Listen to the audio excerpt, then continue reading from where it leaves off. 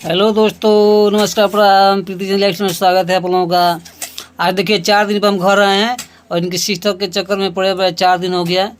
और बनारस गए, बक्सर गए, पूरा घुमाए उनको। और पूरा जनबे करते हैं साली तो पूरा सेवा करना पड़ता है। वो भी हमारा सेवा की है, इनसे अच्छा है। 4 दिन मतलब कि साली का सुख पाए हैं और वो भी अपना जीजा का सुख पाए हैं।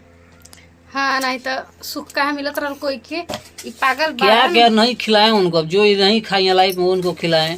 पिज्जा, बर्गर, ये वो वालजा सब खिलाए हैं। तू हमरा के खिए, हम का है इन घर के हमरा के खिए हम तारा का थोड़ा खिले भैया, उनका गए तक खिलाए थे।